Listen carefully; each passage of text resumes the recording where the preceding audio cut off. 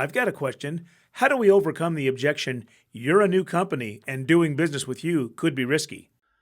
It makes sense that a lot of potential customers are going to have the objection that you're a risky new business and that if they buy from you, they don't even know if you'll be around in a year. They don't know if they can expect a certain level of service from you. So we understand that this is going to come up a lot, especially when you're getting initial product market fit. One of the main things you can do initially is earn a case study with one customer to prove that it works.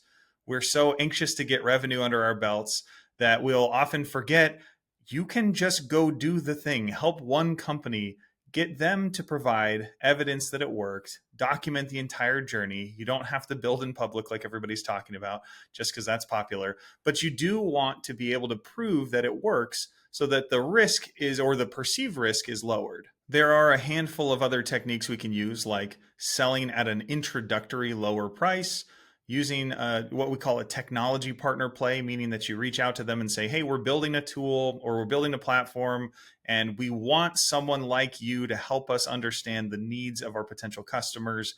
And if you're willing to do this, we're willing to give you that product either for free or at a lower cost.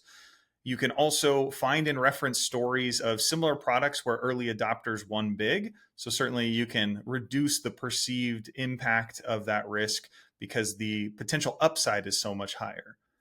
And then there's the classic freemium trial account, what we would consider buying the business, right?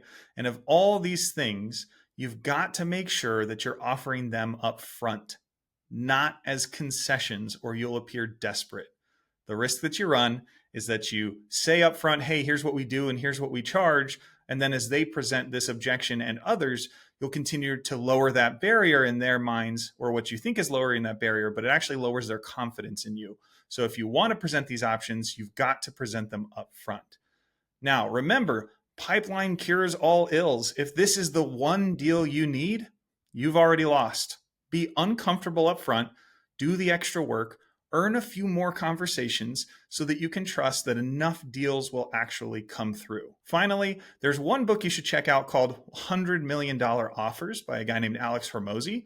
It's a great book for thinking through creating the most compelling offer possible so that the perceived risk is as low as possible, even if you're a brand new business. Have sales questions you want answered? We'll be happy to give you our opinion. Send them to questions@nofluffselling.com.